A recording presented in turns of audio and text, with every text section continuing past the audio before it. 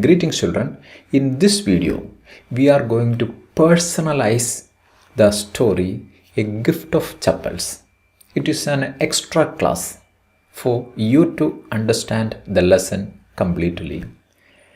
In this lesson, we will look some paragraph writing from this story, and we will go a little bit inside of this story to find out some depth meaning in the story. We can go into the story and find out a certain facts about the story that will develop in you a skill to enjoy the stories. Let us check the personalization of the story. A learning outcomes of A Gift of Chappals. The first learning outcome that we have to differentiate a child's point of view, a child's perception, and the adult's perceptions. Both these perceptions are different in the sense of their knowledge, their experience, and all that. Several situations in the story gives us this difference. How does a child look at things, and what does really it mean for the elders? So such a perceptional differences, the outlook differences we can see in the story. Look at one sentence here. People are always telling us to be kind to animals, but when we are, they scream, "Oh, don't bring that dirty creature here," said Ravi. Look at the perceptual difference.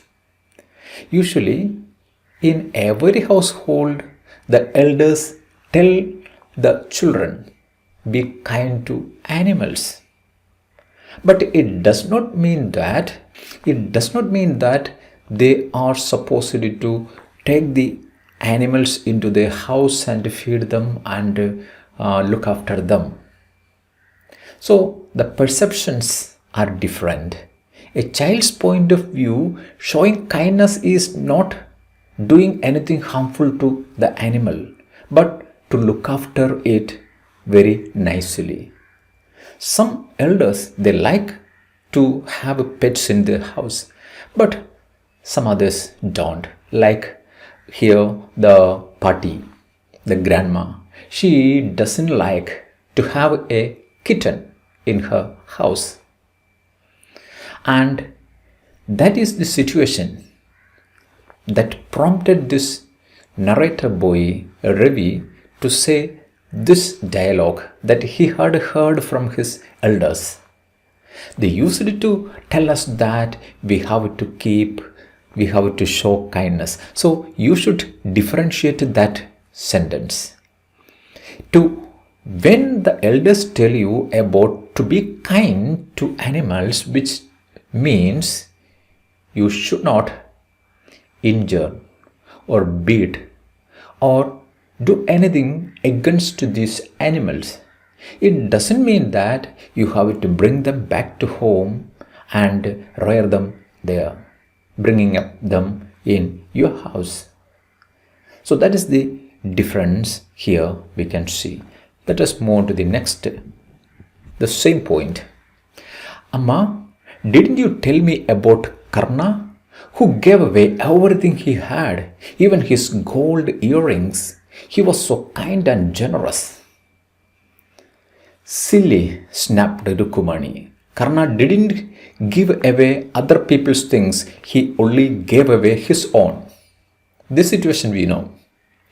When Ravi and the other children gave away the music master's chappals to the beggar, and when the beggar got that pair of chappals, he left there. So this benevolent nature, the elders taught these children, but they used it here in inappropriate way, without taking permission, They gave away the music master's chappals to the beggar, even though they showed compassionate, a pitiful, or a benevolent act towards this beggar. It could not be justified. How it could be justified? If these children sacrifice something of their own, it could be justifiable. Or if they get permission from any elders of the family, it could be justifiable. But simply giving away things to others is not a justifiable thing. That is the difference. That is the perceptual difference between the elders and the youngsters. Look at the reply. Rukumani says, Karna did not give away other people's things. He only gave away his own. That is the importance. What you have in yourself, that you can give away, not the thing of other people's. Not the thing of other people. That is what the important lesson here, the elders. That is the elders' perception. But the children's perception is different. It is a very good character that giving compassion or showing some sympathy towards and empathetic towards these kind of people. The helping nature, that is good. But how to help it? That is the question. If we take some other people's property and give away to others, that is not the real giving away. We have to give something that we have learned in our life. That is what Rukumani tells them. Now let us move on to the next slide. You have to write paragraph 1. Your visit to a relative's house and what things you are attracted there. Here in this story, we see Mrudu. She is residing in a city and she visits this relative's house, her uncle's house. So what are the things that she sees there? Like that you should have noticed something different from what you see every day in your house when you visit one of your relatives' house. So what things that attracted you at your relative's house? Write a simple paragraph on it. For example, you can write something about your visit to your uncle's house. I visited my uncle's house. It is far away from my house. I traveled there by which means you traveled there, and write it there. And what are the things that attracted you there? That is different from what you see in your house. Maybe some pet there, or some TV, or some electronic equipments, or the structure itself. That's entirely different from your, or the garden. Like that, what that attracted you most there? You have to write a paragraph on it. Look at the second question. Write about one naughty thing you have done in your life that you got you scolding from your parents or teachers. As children, it is natural. Everyone do one or two mistakes or naughty things in their life. And you have to write your personal experience. You have done one naughty thing and your parents caught hold of it, or your teachers caught hold of it and scolded you.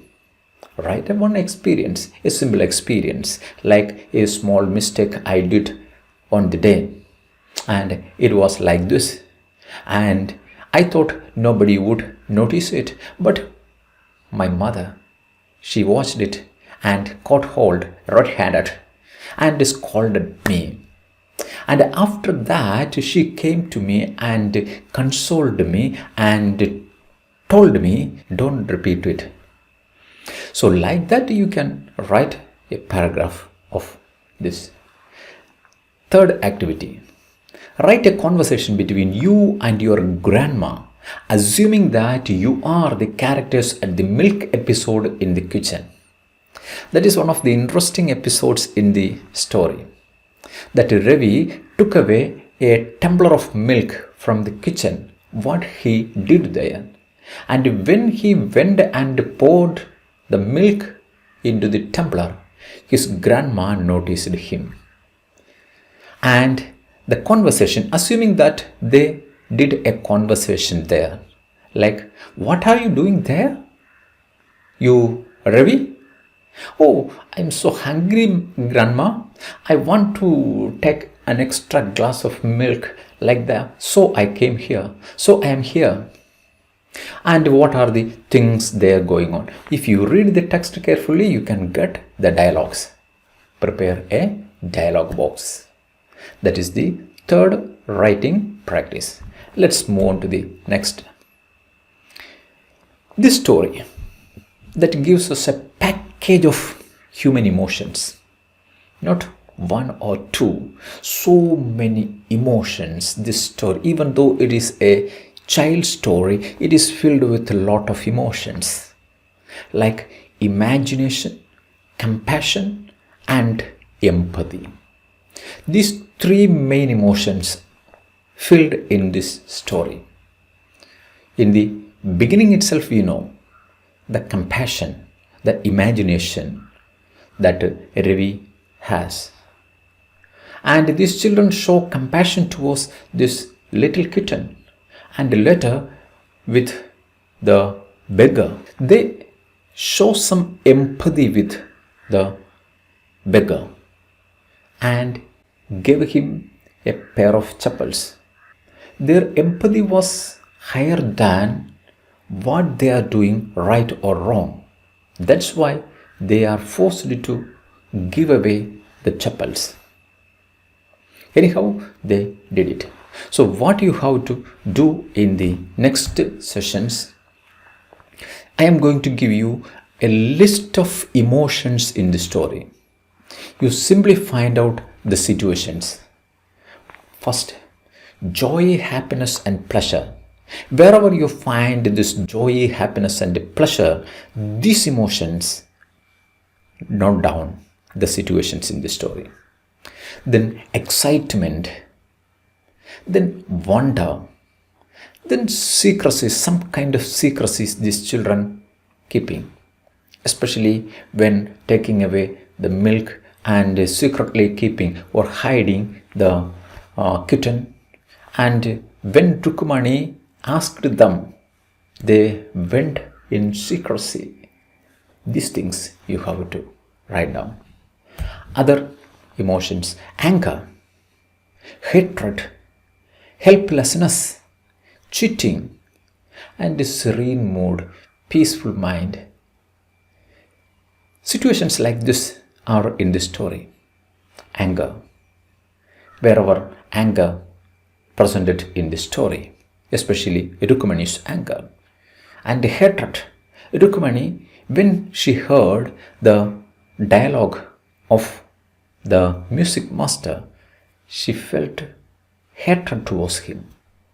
Then helplessness, what to do? Rukumani doesn't know what she would tell his brother when he came back from his office. Then a kind of cheating. Who cheated whom? You have to find. Then serene mood, very peaceful and a calm situation in the story. Look at it. Curiosity. This is one of another emotion in the story. Curiosity and startlement.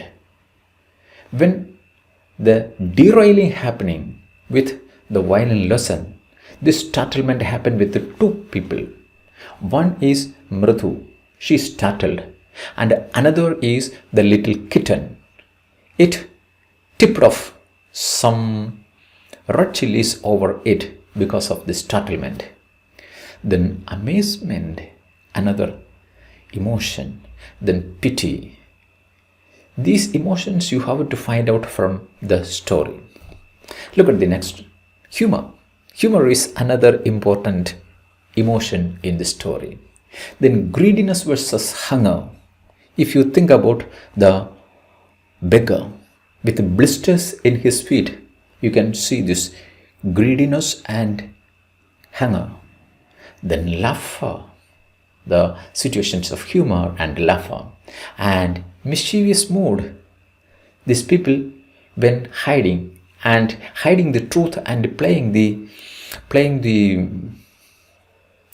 marbles, it is mischievous mood. And finally, empathy. Find out the situations in the story, these emotions expressed. And the final question for you is, do you rebuke or congratulate these children? That is the final question. Do you rebuke or congratulate these children?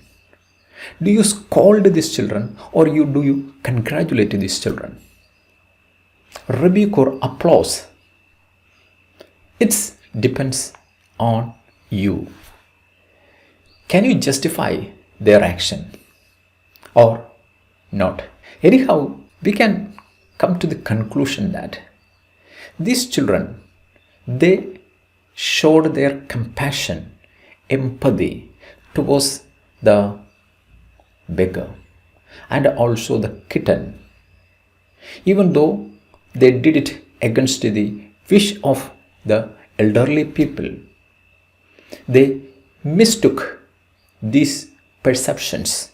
So helping somebody in need should be congratulated at any cost. That is one of the human qualities.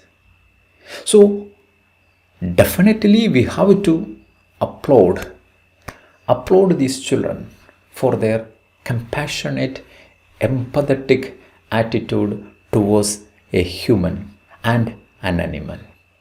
So that is the message this story tries to tell us. And don't forget to write down all these things, then only you can personalize this story in you. For more such interesting videos, subscribe the channel and press the bell icon. Thank you for watching till the end.